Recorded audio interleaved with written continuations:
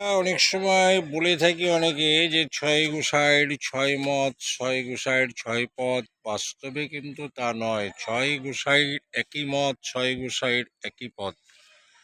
ছয় গোস্বামী এক একটা বস্তুতত্ত্ব এক এক গোস্বামী আরাধনা করেছিলেন। সেরূপ ভক্তিতত্ত্বেন সেরূপ বস্তুতত্ত্বেন সনাতন ভক্তিতত্ত্বেন শ্রীজীব সিদ্ধান্ত তস্তা। বৃন্দাবনের সমস্ত সিদ্ধান্ত যেটা হতো সেটা কিন্তু শ্রীজীবী সিদ্ধান্ত দিতে পারতেন, বা তিনি সেটা নিয়েই করছেন।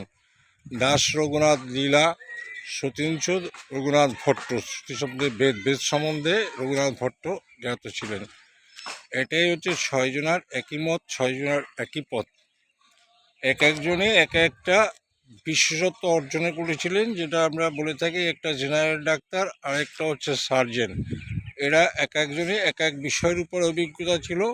এক একটা বিষয়ের যেমন যারা সার্জেন বলা হয়, বা বলা যেতে পারে যে সার্জেন। কিন্তু আমরা সবসময় সব নিজেরা ভুল বোঝাই, ভুল বুঝি, ভুল চিন্তাধারা, সেটাই হচ্ছে সবচেয়ে বড় কথা। তা ছয় গোসাইয়ের একই মত, একই পথ, একই রাস্তায় চলেছেন। একমাত্র সনাতনী, তারা সনাতন ধর্মী বিশ্বাসী ছিলেন, বা বৈষ্ণব ধর্ম তারা আচরণ করেছেন। জয় নিতাই, জয় গুরু।